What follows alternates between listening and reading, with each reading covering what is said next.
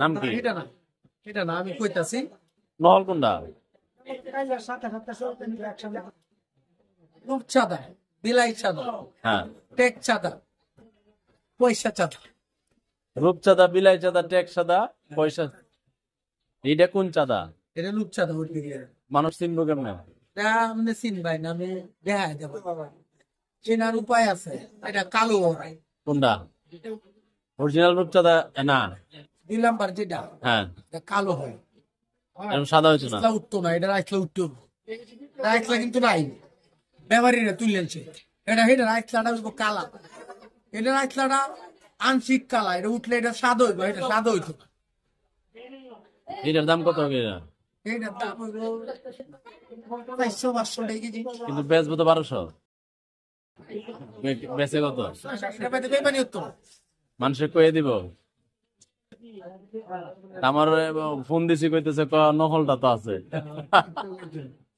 আমি গাড়ি এগুলো তো নহলের লোক না। অরিজিনালটা সইলা চিনি দেখলি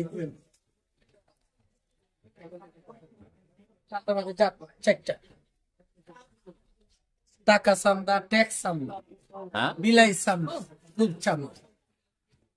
বিলাই চাঁদা কি বিলাইয়ের মতো নাকি? কালো কালো কালো।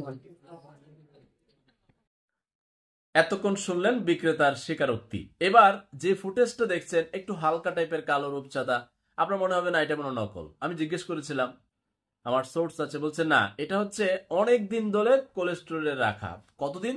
বলছে 5-6 মাস হতে পারে। দেখেন একটু হলুদ আভা তৈরি হয়েছে, টেস্ট কম পাবেন এইটুকু। আর ওই প্রথম যে বিক্রেতার স্বীকারোক্তি দিল রূপচাঁদার ব্যাপারে, আপনি দেখবেন 400 টাকা কেজিও রূপচাঁদা চাই আপনার কাছে, 800 টাকা কেজিও চাই, 1200 টাকা কেজিও চাই।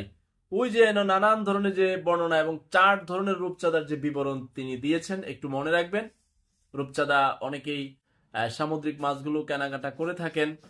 তাতে বিশেষ কিছু উপাদান রয়েছে যেটা শিশুদের জন্য, বয়স্কদের জন্য, মাঝারি সবার জন্য উপযোগী অনেক কিছু, যেগুলো আমাদের দেশীয় অনেক মাছে থাকলেও কম থাকে সামুদ্রিক মাছটা।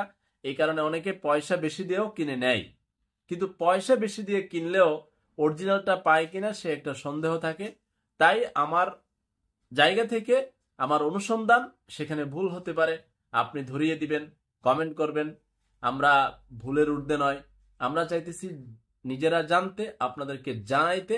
আমরা জানাশোনার মাধ্যমে যেন কোনো বিক্রেতা নতুন ফাঁদ তৈরি করে, নতুন ব্যাখ্যা দিয়ে ক্রেতার কাছ থেকে অবৈধভাবে বেশি অর্থ না নিতে পারে। তাই রূপচাঁদা যারা কেনাকাটা করেন, আপনাদের আরো জানাশোনা থাকতে পারে, আপনারা কমেন্ট করতে পারেন। আর যে বিষয়গুলো বিক্রেতারা সরল স্বীকারোক্তি দিল, এগুলো একটু মনে রাখবেন, তাহলে আপনার কেনাকাটা করতে সুবিধা হবে। শেয়ার করে অন্যকে জানিয়ে দিবেন। আল্লাহ হাফেজ।